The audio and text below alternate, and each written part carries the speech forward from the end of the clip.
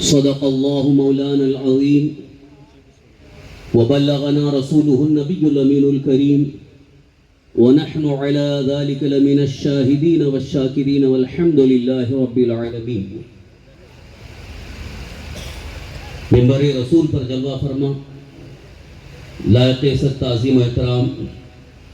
علماء ملت اسلامیہ و حاضرین سنی اجتماع، قابل احترام بزرگوں، دوستوں، عزیز ساتھیوں،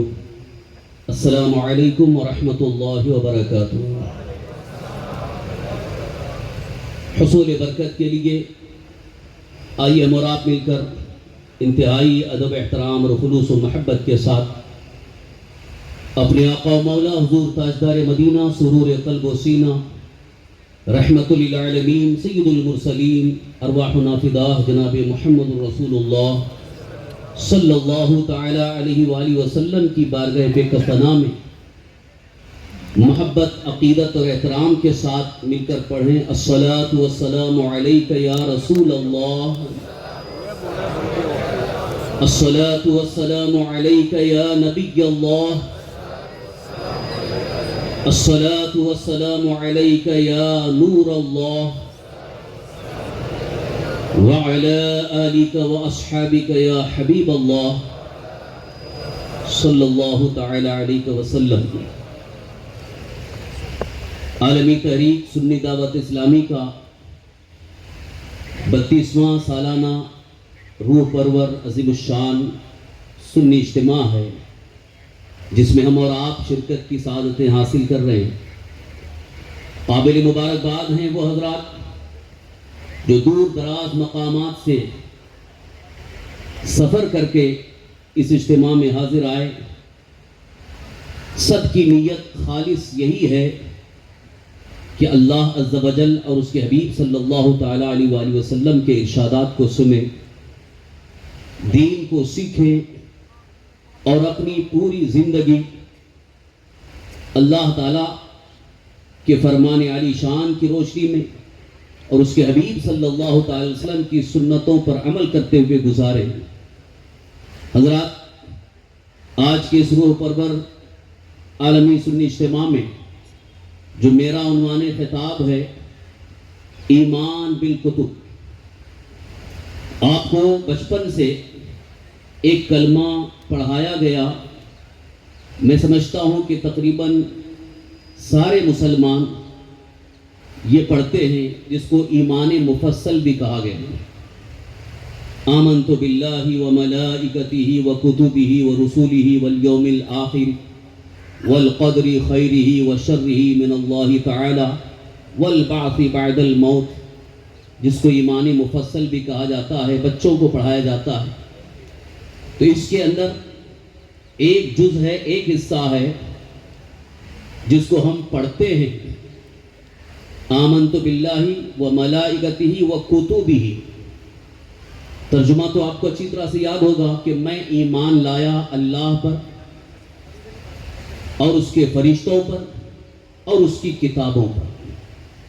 تو کتابوں پر ایمان لانے کا مطلب اور مفہوم کیا ہے؟ آج کے اس مختصر خطاب میں میں اس کو واضح انداز میں آپ کے سامنے پیش کرنا چاہوں گا کہ کتابوں پر ایمان لانے کا مفہوم اور مطلب کیا ہے. چونکہ جو بچے علم دین حاصل کرتے ہیں، عالم کورس پڑھتے ہیں، انہیں ان کی تفصیلات حاصل ہو جاتی ہیں، لیکن جو عالم دین نہ بن پائے ان کے لیے ان تمام چیزوں کی تفصیلات کا علم ہونا ذرا مشکل ہے. تو ایمان بالکتب یعنی اللہ کی کتابوں پر ایمان لانا کس حیثیت سے، کس طریقے سے، لہذا اس کی میں وضاحت آپ کے سامنے کر رہا ہوں. امید کرتا ہوں کہ سنجیدگی کے ساتھ، پوری توجہ کے ساتھ آپ اس گفتگو کو سننے کی کوشش کریں. قرآن کریم میں اللہ تبارک تعالیٰ کا بھی ارشاد ہے لیس البر ان تولوا وجوہکم قبل المشرق والمغرب. یہ اصل نیکی نہیں ہے کہ تم اپنا منہ پھیرو مشرق کی جانب یا مغرب کی جانب. وَلَكِنَّ الْبِرَّ مَنْ آمَنَ بِاللَّهِ، لیکن نیکی یہ ہے کہ اللہ پر ایمان لائے، وَالْيَوْمِ الْآخِرِ، اور آخرت کے دن پر ایمان لائے، وَالْكِتَابِ وَالْمَلَائِكَةِ، اور فرشتوں پر، وَالْكِتَابِ وَالنَّبِيِّينَ، اور کتابوں پر ایمان لائے اور نبیوں پر ایمان لائے. قرآن کریم کی یہ آیت کریمہ جس کی تلاوت کا میں نے شرف حاصل کیا، یہ سورہ بقرہ کی آیت نمبر 177 ہے. اس آیت میں، اس فرمان عالی شان میں ایک اصل نیکی کی طرف توجہ دلائی جا رہی ہے. اگر آیت کریمہ کا شان نزول مد نظر رکھیں تو ایک بات اور بھی آپ کو سمجھ میں آ جائے گی.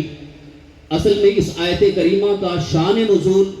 مفسرین کرام نے یہ بیان فرمایا کہ یہود مغرب کی طرف رک کر کے نماز پڑھتے تھے، نصارہ مشرق کی طرف رک کر کے نماز پڑھتے تھے. تو ان لوگوں نے، یعنی یہود اور نصارہ نے لوگوں کو طعنہ دینا شروع کیا، خاص طور پر مسلمانوں کو، کہ اصل نیکی تو ہم کرتے ہیں. یعنی ان کی جو نماز ہوتی تھی وہ بیت المقدس کی طرف رک کر کے، تو وہ مسلمانوں کو یہ طعنہ دینے کی کوشش کرتے تھے کہ تم تو مکہ مکرمہ کی طرف، خانہ کعبہ کی طرف رک کر لیے، لہذا اصل نیکی تو ہم کو مل رہی ہے، آپ کو کیا نیکی مل رہی ہے. اللہ تبارک و تعالیٰ نے ان کا رد فرمایا، ان کی تردید فرمائی کہ وہ اصل نیکی نہیں ہے جو تم سمجھ رہے ہو کہ تمہارا رخ صرف مغرب کی طرف ہو جانا جس پر تم خوش فہمی میں مبتلا ہو، بلکہ اصل نیکی تو یہ ہے کہ جو اللہ پر ایمان لائے، اس کے فرشتوں پر ایمان لائے اور اس کی کتابوں پر اور نبیوں پر ایمان لائے. عزیزان محترم، یہاں ایمان لانے کا حکم اللہ تبارک و تعالیٰ نے فرمایا. یہاں سے ایک خاص بات یہ عرض کرنا چاہتا ہوں کہ نیکیاں بعد میں ہیں، ایمان پہلے. ایمان بنیاد ہے، ایمان جڑ ہے، ایمان اصل ہے، اور ساری نیکیاں اور ساری عبادتیں وہ فرع ہیں، شاخ ہیں. اور اگر ایمان ہی نہیں ہے تو کسی کی نیکی قابل اعتبار نہیں ہے، اس نیکی پر کوئی ثواب مرتب نہیں ہوگا. آج اگر کوئی شخص دن بھر نماز پڑھتا رہے، ساری نمازیں پڑھتا رہے، روزے بھی رکھ رہا ہو، بے شمار نیکیاں کر رہا ہو، لیکن اس کا ایمان نہیں ہے اللہ کی ذات پر یا اللہ کی کتابوں پر یا آخرت کے دن پر یا اللہ کے نبیوں پر، ایمان اگر نہیں ہے تو اس کی کوئی نیکی اس کے لیے فائدہ مند نہیں ہوگی. پہلی چیز یہ ذہن میں رکھے کہ ایمان بنیاد ہے، ایمان اصل ہے، ایمان جڑ ہے. اگر بنیاد ہی نہ ہو تو اس پر کبھی عمارت قائم نہیں ہو سکتی ہے. لہذا نیکیوں کو کرنے سے پہلے اپنے ایمان کا جائزہ لیں، اپنے ایمان کے بارے میں سمجھنے کی کوشش کریں کہ ہمارا ایمان صحیح ہے یا نہیں، ہم صحیح معنوں میں ایمان پر ہیں یا نہیں، ہمارا ایمان اللہ کی بارگاہ میں مقبول اور معتبر ہے یا نہیں. عزیزان گرامی، اس سلسلے میں سرکار دو عالم صلی اللہ تعالی وسلم کی حیات طیبہ اور صحابہ کرام رضوان اللہ تعالی کی زندگی آپ کے سامنے موجود ہے. تاریخ کا مطالعہ کریں، سیرت صحابہ کا مطالعہ کریں. صحابہ کرام رضوان اللہ تعالی کا ایمان کیسا تھا، اس لیے میں عرض کر رہا ہوں کہ ان کا ایمان اللہ کی بارگاہ میں مقبول بھی ہے، معتبر بھی ہے. صحابہ کا ایمان اللہ کی بارگاہ میں معتبر ہے. آج اگر کسی کو اپنے لیے ایمان کا معیار تلاش کرنا ہو، ایمان کی کسوٹی دیکھنی ہو کہ اصل ایمان کیا ہے، اصل ایمان کس طریقے سے ہونا چاہیے، تو وہ صحابہ کرام رضوان اللہ تعالی کی زندگی کو پڑھے، ان کی زندگی کا مطالعہ کرے اور ایمان ان کا دیکھے کہ ان کا ایمان کیسا تھا، ان کے ایمان کی کیفیت کیا تھی. اگر اس چیز کا آپ نے علم حاصل کر لیا تو یقین جانو آپ کا ایمان اللہ کی بارگاہ میں معتبر ہو جائے. اس کی ایک میں چھوٹی سی دلیل آپ کے سامنے پیش کروں. قرآن کریم میں سورہ بقرہ کی ابتدائی آیات میں ایمان لانے کے متعلق یہ اللہ تعالیٰ نے ارشاد فرمایا، وَإِذَا قِيلَ لَهُمْ آمِنُوا كَمَا آمَنَ النَّاسِ، جب ان سے کہا گیا ایمان لاؤ ویسے جیسے وہ لوگ ایمان لائے، قَالُوا أَنُؤْمِنُ كَمَا آمَنَ السُّفَهَاءُ، تو ان لوگوں نے کہا کہ ہم ویسا ایمان لائیں جو بیوقوف ایمان لائیں۔ معاذ اللہ رب العالمین۔ قرآن کریم کی یہ جو شروع سورہ بقرہ کی آیت ہے، اللہ تعالیٰ ارشاد فرما رہا ہے وَإِذَا قِيلَ لَهُمْ آمِنُوا، جب ان سے کہا گیا ایمان لاؤ، یہ کن سے کہا گیا، کن کے متعلق ذکر آ رہا ہے؟ قرآن کریم کا ترجمہ اور اس کی تفسیر اٹھا کر کے آپ پڑھیں تو آپ کو اس بات کا علم ہوگا، یہ منافقین جو اپنے آپ کو صاحب ایمان بھی کہتے تھے کہ ہم ایمان والے ہیں، اللہ کے حبیب حضور رحمت عالم صلی اللہ علیہ وسلم کی اقتداء میں نماز بھی پڑھتے تھے، مگر ان کے دلوں میں ایمان نہیں تھا، ان کے دلوں میں بغض اور عداوت رسول تھی۔ اسی لیے ان سے فرمایا اللہ تعالیٰ نے کہ ایمان لاؤ ویسا جیسے کہ میرے محبوب کے صحابہ ایمان لائے۔ پتہ یہ چلا کہ اللہ کی بارگاہ میں ان کا ایمان معتبر ہے جو اللہ کے حبیب صلی اللہ علیہ وسلم کے صحابہ ہیں، جنہوں نے حضور صلی اللہ علیہ وسلم کی سچی غلامی اختیار کی ہے، جنہوں نے اپنے گلے میں حضور صلی اللہ علیہ وسلم کی غلامی کا پٹا ڈال دیا اور غلامی مصطفیٰ میں زندگی گزاری اور غلامی مصطفیٰ ہی میں دنیا سے رخصت ہوئے۔ ان کا ایمان اللہ کی بارگاہ میں معتبر ہے۔ لہذا پہلی بات تو یہ ذہن میں رکھتے ہوئے آپ چلیں کہ ایمان کی کسوٹی، ایمان کا معیار، ایمان کی سب سے عظیم کیفیت اگر دیکھنا ہو تو صحابہ کرام رضوان اللہ تعالی کے ایمان کو دیکھیں، ان کا ایمان کیسا تھا، ان کے ایمان کی کیفیت کیا تھی، انہیں ایمان کی چاشنی حاصل تھی۔ عزیزان گرامی، اب دوسری چیز جو آگے ہمیں دیکھنی ہے کہ کتابوں پر ایمان لانے کا مطلب کیا ہے۔ کتابوں پر ایمان لانے کا مطلب یہ ہے کہ اللہ تبارک و تعالی نے جتنی کتابیں نازل فرمائیں ان ساری کتابوں کو حق ماننا یہ ایمان بالکتب ہے۔ حق ماننا، اب اس بارے میں تو شاید آپ کو علم ہوگا، بچوں کو یہ پڑھایا بھی جاتا ہے، بچوں کو یہ بتایا جاتا ہے کہ اللہ تبارک تعالیٰ کی طرف سے جو کتابیں نازل ہوئی جن کو آسمانی کتابیں کہا جاتا ہے، ان ساری کتابوں میں 4 مشہور کتابیں ہیں۔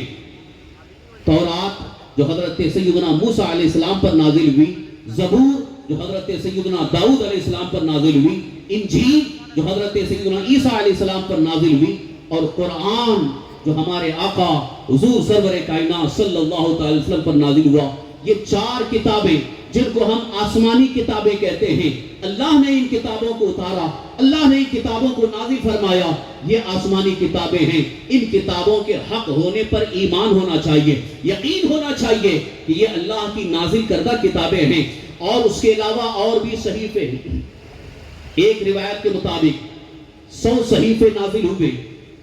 50 حضرت شیس علیہ السلام پر، 30 حضرت ادریس علیہ السلام پر، 10 حضرت سیدنا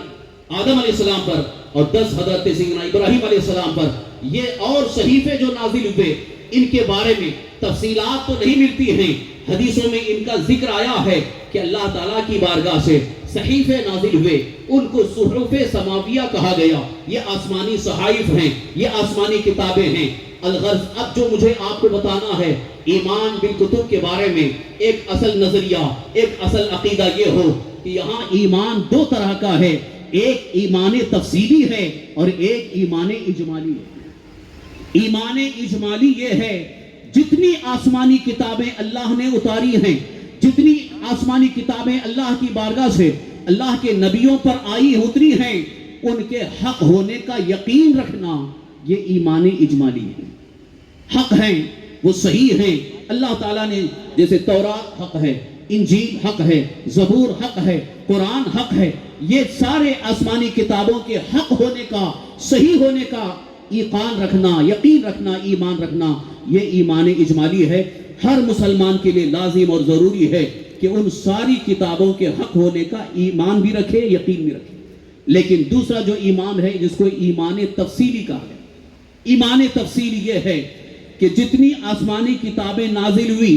ان کتابوں میں صرف قرآن مقدس وہ عظیم الشان کتاب ہے جس پر ہمارا تفصیلی ایمان ہونا چاہیے۔ اجمالی ایمان سب حق ہیں،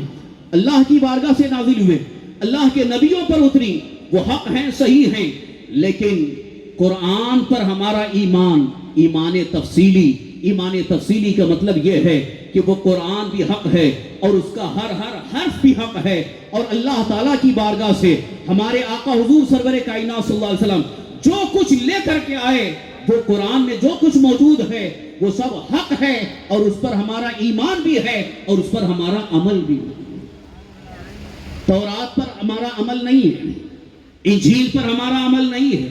زبور پر عمل نہیں ہے، کیونکہ اب تورات ہمارے لیے قابل عمل نہیں ہے، انجیل ہمارے لیے قابل عمل نہیں ہے، زبور ہمارے لیے قابل عمل نہیں ہے، اس لیے کہ قرآن نے ان سارے احکام کو منسوخ کر کے اب قرآن میں جو احکام آ گئے انہی پر ایمان لانا اور انہی پر عمل کرنا سارے مسلمانوں کے لیے لازم اور ضروری ہو گیا۔ آپ کو ایک بات یہ بھی بتاتا چلوں،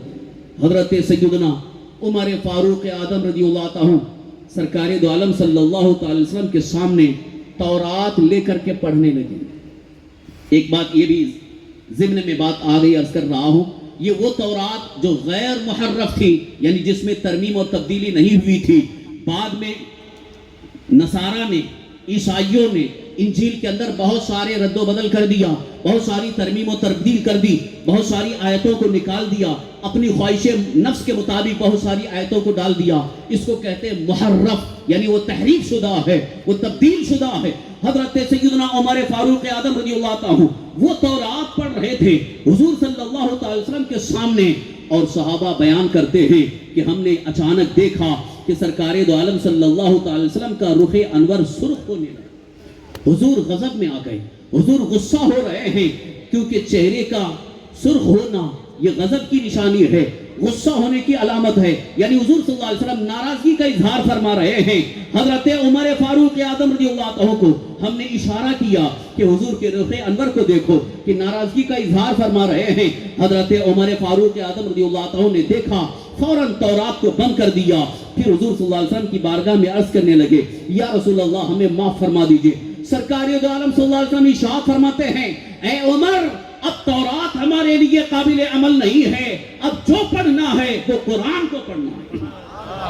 اور آگے ارشاد فرمایا، اگر حضرت موسیٰ علیہ السلام بھی میرے زمانے میں آئیں تو ان کے لیے بھی قرآن پر عمل کرنا لازم ہو جائے گا۔ میں یہاں یہ عرض کرنا چاہتا ہوں کہ تورات جو آسمانی کتاب تھی اس کے حق ہونے کا ہمارا ایمان بھی ہے، حق ہونے کا عقیدہ بھی ہے، لیکن اس کے احکام ہمارے لیے نہیں ہیں۔ انجیل کے حق ہونے کا عقیدہ ہے، لیکن اس کے احکام پر عمل ہمارے لیے لازم نہیں ہے۔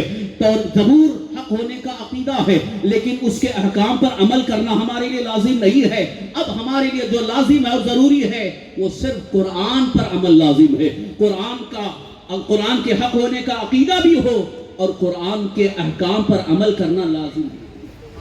یہ ایمان تفصیلی ہے جس کو قرآن کریم میں اللہ تبارک و تعالیٰ نے مختلف مقامات پر ذکر فرمایا کہ ایمان لاؤ اللہ کی کتابوں پر۔ تو کتاب پر ایمان لانے کا ایک واضح ایک ظاہری مفہوم میں نے آپ کے سامنے پیش کر دیا۔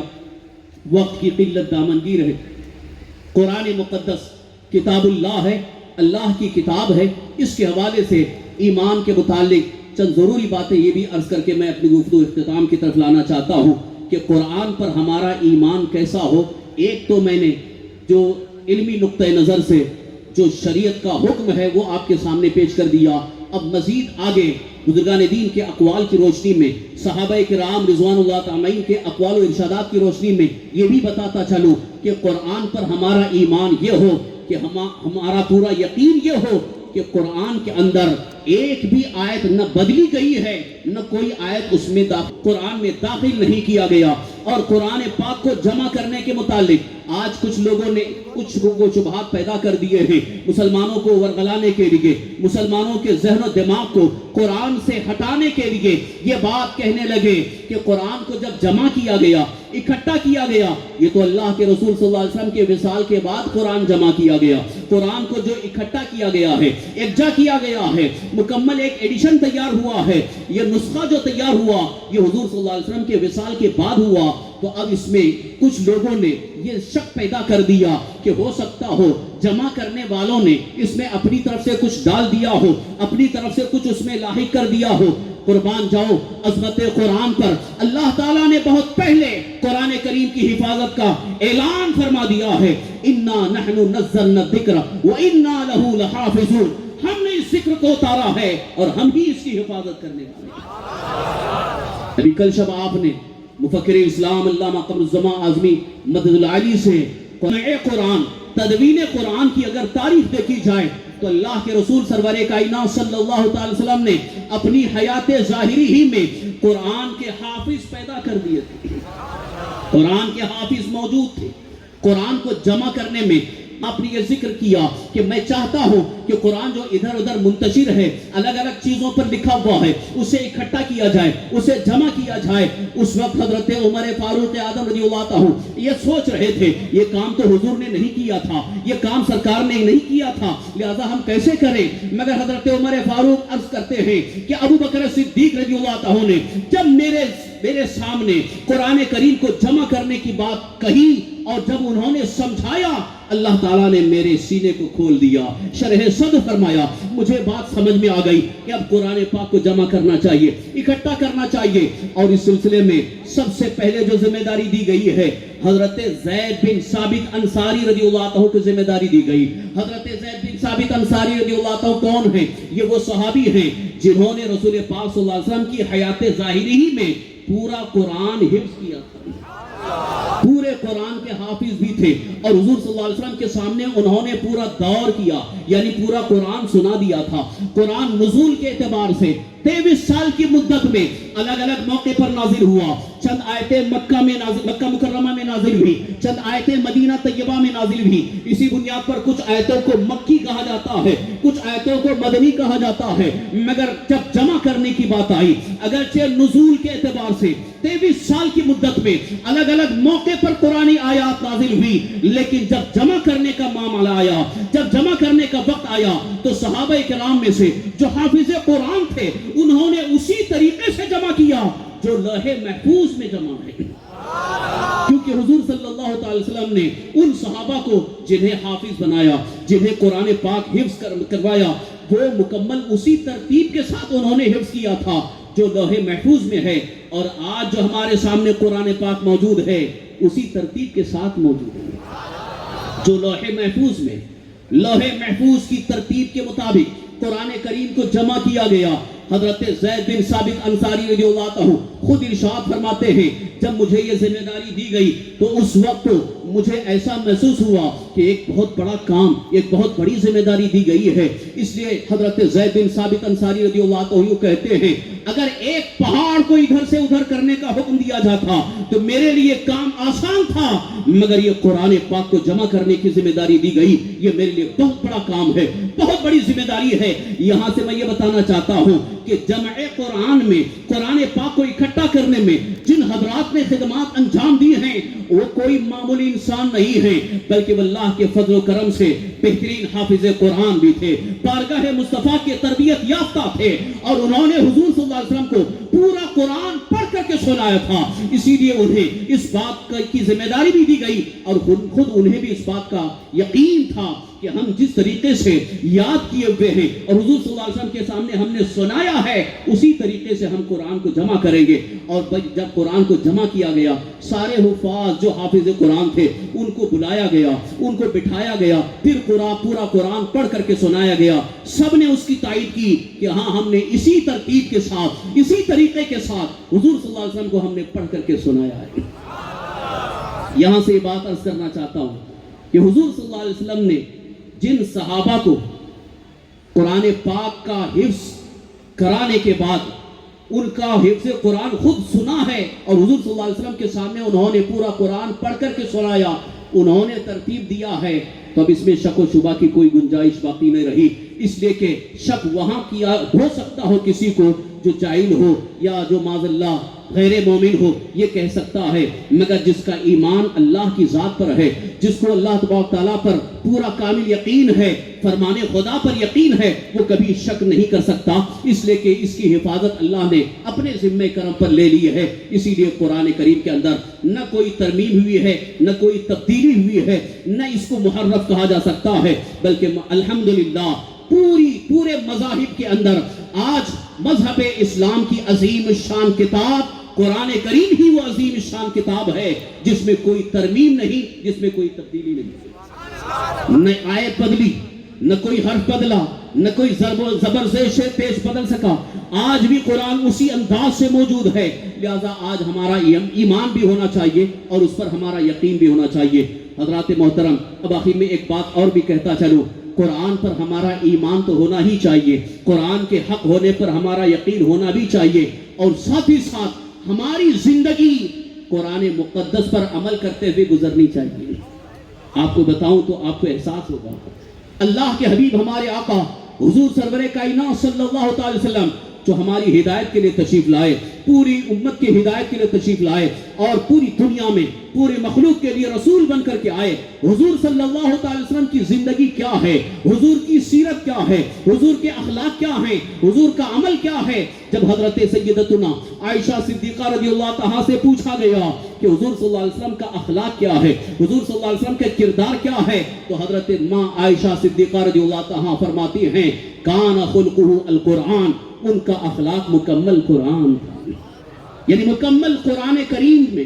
جو احکام ہیں، قرآن کریم کے اندر جو اخلاق بتائے گئے ہیں، انہی اخلاق پر میرے آقا سرور کائنات صلی اللہ تعالی وسلم کا عمل بھی تھا، حضور کی زندگی بھی تھی۔ لہذا اے مسلمانوں، اے ایمان والو، اگر آپ کا ایمان اللہ پر بھی ہے، اللہ کے رسولوں پر ہے، اللہ کے فرشتوں پر ہے، اللہ کی کتابوں پر ہے، اور خاص طور پر اللہ کی عظیم الشان کتاب قرآن مقدس پر ہے، تو اب ہمارا عمل بھی قرآن پر ہونا چاہیے۔ عمل بالقرآن کو مضبوط کرو، عمل بالقرآن کی کوشش کرو۔ آج ایک بڑے افسوس کے ساتھ کہنا پڑتا ہے، قرآن سننے کا اتنا شوق ہے کہ سال میں ایک مرتبہ رمضان المبارک میں صرف قرآن سننے کے شوق میں بہت سارے لوگ تراویح کی نماز کے لیے جاتے ہیں، تراویح کی پابندی بھی کرتے ہیں، تراویح کی نماز میں شریک ہوتے ہیں، صرف اس لیے کہ ہمیں حافظ قرآن کے پیچھے، حافظ قرآن کی اقتداء میں قرآن سننے کا موقع مل جائے۔ میں ان سے عرض کرنا چاہتا ہوں، جتنا قرآن سننے کا شوق ہے، اسی طرح سے قرآن پر عمل کرنے کا شوق بھی پیدا ہو جائے، قرآن پر عمل کرنے کا شوق پیدا ہو جائے، اور قرآن پاک پر عمل کرتے ہوئے زندگی گزرے گی، یقیناً تم سربلند رہو گے، تم سرفراز رہو گے، تم کامیاب رہو گے۔ آج دنیا کی کوئی طاقت، آج دنیا کی کوئی حکومت تمہیں ذلیل و رسوا کرنا چاہے، آج دنیا کا کوئی دشمن تمہیں ذلیل و رسوا کرنا چاہے، تو وہ ذلیل و رسوا نہیں کر سکتا، اس لیے کہ میرے آقا صلی اللہ تعالی وسلم نے ضمانت دی ہے، جو قرآن پر عمل کر لیتا ہے وہ اللہ کے فضل سے ہر بلا سے محفوظ ہو جاتا ہے، ہر جادو کے اوپر سر چڑھ کر کے اس کا جادو اثر کرے گا، یعنی وہ اس پر غالب آئے گا، اور دشمن اس پر کبھی حاوی نہیں ہو سکتا ہے۔ اور جس کا عمل قرآن مقدس پر ہو جاتا ہے، جو عامل بالقرآن ہو جاتا ہے، شیطان کا داؤ اس پر نہیں چلتا ہے، شیطان اس کا اغوا نہیں کر سکتا ہے، شیطان اس کو چھین نہیں سکتا ہے، بلکہ شیطان اس سے دور بھاگتا ہے۔ اسی لیے میرے عزیزو، آج ضرورت اس بات کی ہے کہ ناولوں کو پڑھنے کے بجائے، افسانوں کو پڑھنے کے بجائے، فلمی سٹوریز کو پڑھنے کے بجائے قرآن پاک کو پڑھو اور قرآن پاک پر عمل کرنے کی کوشش کرو، اور قرآن پاک پر عمل کا جذبہ لے کر کے جاؤ، انشاءاللہ تمہاری دنیا بھی سنور جائے گی اور آخرت بھی سنور جائے گی۔ کوشش کریں گے۔ عالمی تحریک سنی دعوت اسلامی کے اس عالمی سنی اجتماع میں جو آپ کو پیغام دیا جا رہا ہے، دل کے کان سے سن کر اس پر عمل کرنے کی کوشش کریں، اور یقین جانو اگر آپ نے اپنی زندگی کو عملی زندگی میں لانے کی کوشش کی، یعنی پریکٹیکل لائف آپ کی قرآن مقدس پر ہی ہونی چاہیے اور سرکار دو عالم صلی اللہ علیہ وسلم کے ارشادات کے مطابق ہونی چاہیے، انشاءاللہ آپ کو زمانے کے حوادث کی کوئی فکر نہیں ہوگی، بلکہ انشاءاللہ بڑی کامیاب زندگی گزرے گی۔ اور یہ بھی بات یاد رکھیں، ذہن میں بات آگئی، اس کے عرض کر کے گفتگو ختم کر رہا ہوں، قرآن کریم کو سمجھنے کے لیے، قرآن پاک پر عمل کرنے کے لیے ہو سکتا آپ کو ترجمہ دیکھنا ہوگا، آپ کو تفسیر دیکھنی ہوگی، تو اس میں آپ تھوڑا سا ہوشیار رہیں، الرٹ رہیں کہ بد مذہبوں کے ترجمے مت پڑھو،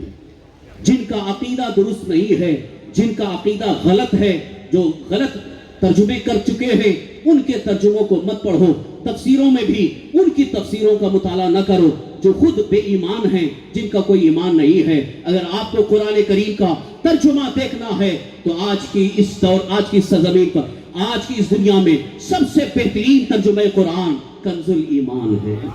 جو ہمیں اعلیٰ حضرت امام اہل سنت مجدد دین ملت شاہ امام مرتضیٰ قدس سرہ نے ہمیں دیا ہے کنز الایمان، ایمان کا خزانہ ہے. اسی قرآن کریم کے ترجمے کنز الایمان کو پڑھو اور احکام کو سمجھنا ہو تو علماء اہل سنت، مفتیان اہل سنت، مشائخ اہل سنت سے قرآن کریم کی تفسیر اور اس کے احکام کو سمجھنے کی کوشش کریں. اسی لیے اعلیٰ حضرت امام اہل سنت نے یہ پیغام دیا ہے، بارگاہ مصطفیٰ میں یہ عرض کیا ہے، یا رسول اللہ تیرے غلاموں کا نقش قدم ہے راہ خدا، وہ کیا بہت سکے جو یہ سراغ لے کے چلے. اللہ تعالی ہم سب کو